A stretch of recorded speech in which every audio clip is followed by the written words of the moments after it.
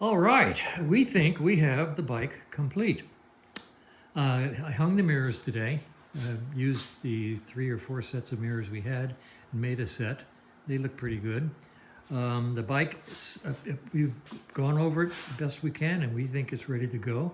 We're going to do a start here in the shop. Matter of fact, why don't you go ahead and fire it up right now? Okay. Then we'll take it outside. If it fires here and sounds good, we'll take it outside and do a test ride.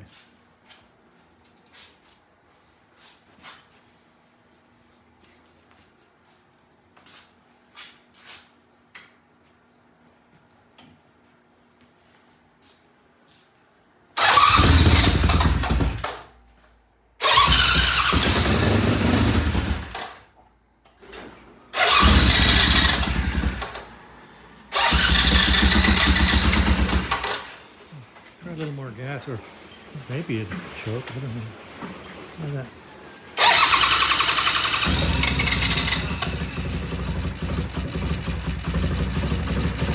It is coming to life.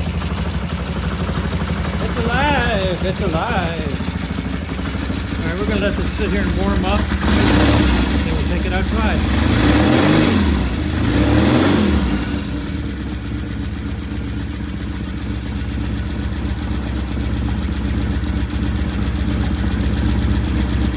That sounds good.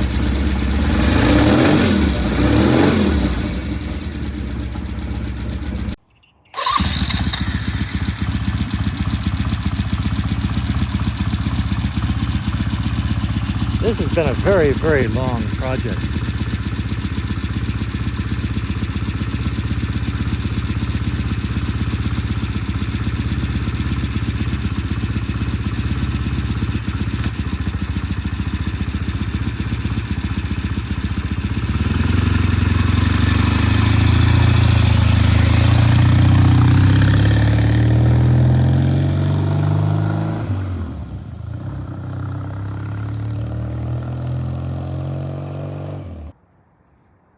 Okay, Kevin is on the test ride of the Norton. This is his K-Wacker, isn't it a pretty thing? Anyway, we'll do an after-action report and see how it goes on the test ride. And then I'm going to go back in the archives and try to find a video of when the bike first came into the shop and tack it onto the end of the test ride video so we can see the difference between then and now, before and after. Maybe that'll work. We'll see. Here he comes.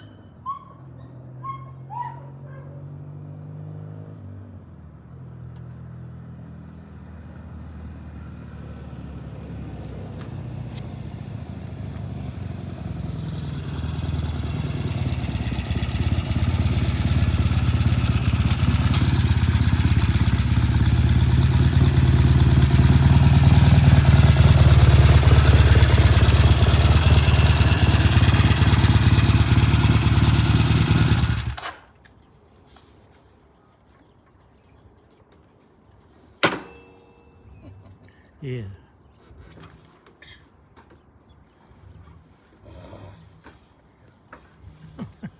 She runs great, shifts smoothly. Bigger hands would be helpful. It's a tough clutch. A long reach. Yeah. And long reach, okay. And we're getting a bit of noise from the front. I have a feeling the tire's rubbing against the fender. All right, we'll check that out. Yep. But other than that, she's good. Speedo's off. I was doing 50 mile an hour going over a speed bump, and it wasn't 50 miles an hour. So. That's interesting. But everything else is great. Okay.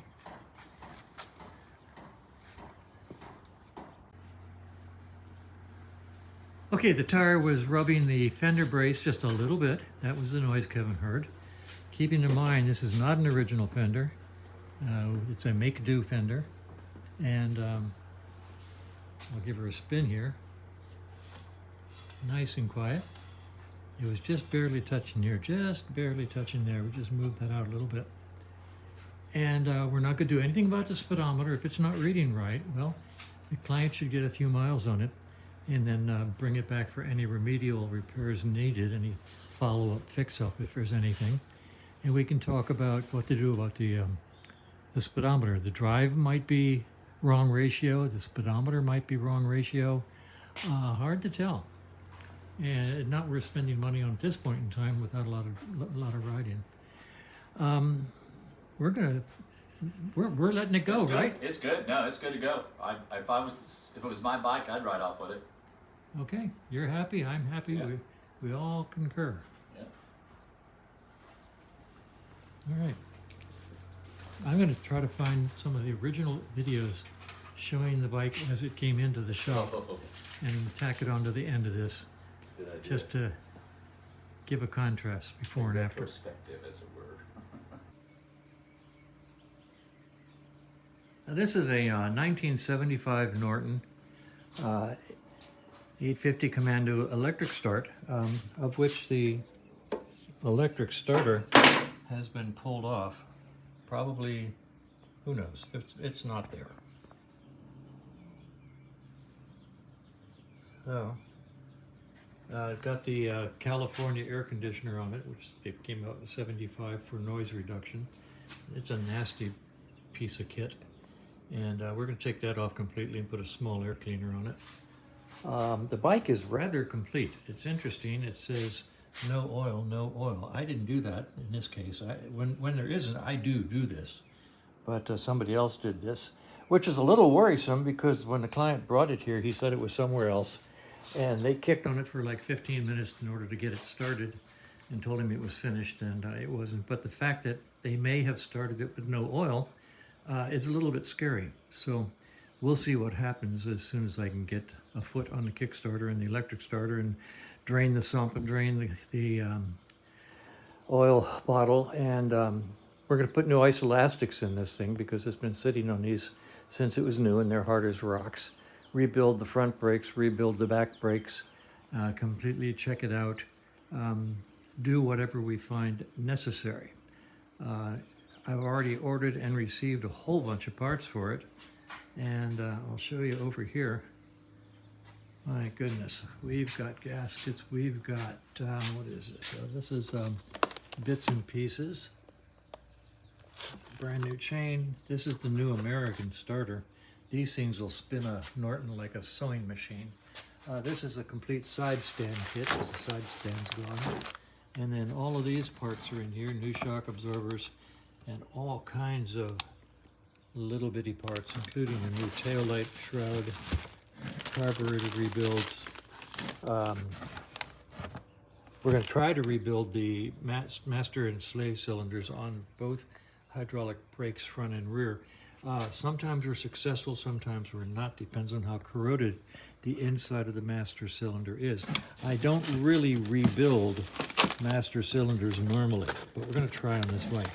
Frankly, the amount of effort and time rebuilding a master cylinder truly isn't worth it, unless you're doing it for your own bike. See, if you're doing it on your own bike and it fails, well, you say to yourself as you crash into the car in front of you, well, gee, I wish I hadn't rebuilt that master cylinder because I'm going to die. But on the other hand, when you're rebuilding master cylinders for a client, you really don't want them to die because survivors have attorneys.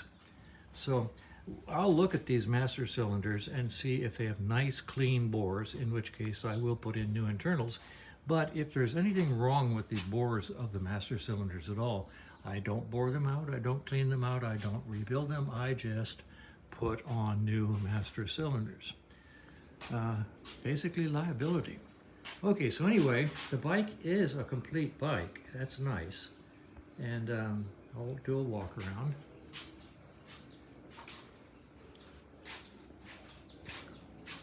Okay, last licensed in 2015, so that's 8 years ago. Been sitting for a while. Side cover, I think the client said he has a side cover. New battery. Clean up all this wiring. And new inch shocks. New chain. Open the primary, find out what's happening with that starter gear that's in there. See if it needs to be replaced.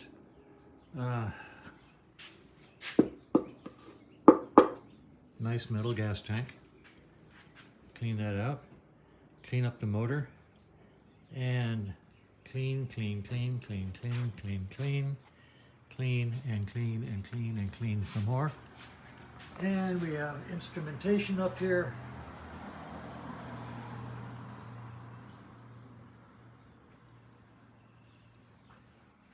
There's a broken glass on the speedometer. I bought a new glass, so I'll try changing that. I've never done that before. See if I can get that chrome bezel off and change the glass. Somebody put in some LEDs on the instrument indicator lights. See if these still work. They probably will. And that's nice. So, things to do. That's the walk around for the day. Let's go over here and open the seat and see what's underneath. This is a handle. Let's see how to open this thing. There we go.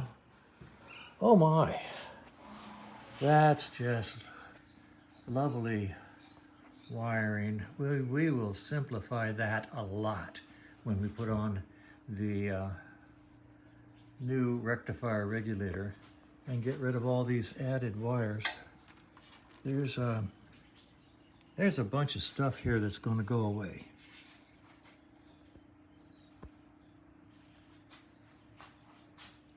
Yeah, a lot of people had their hands in here, I think. So the whole oil bottle has to come on. To do the isoelastics, you start with taking the chain off, the rear wheel off, the oil tank out, the battery box out, the air cleaner out. Absolutely everything has to come out in order to get to the point where you can put the new isoelastic in underneath here. All the Z plates come off. And it's going to be quite an adventure. I'll do some videos showing the process. So that's where we are. And first thing to do is to roll it outside. I bought a brand new bottle of S100, and I'm going to clean what I can clean to see if there might not be a motorcycle underneath of all that accumulated dirt. So this is where the fun begins.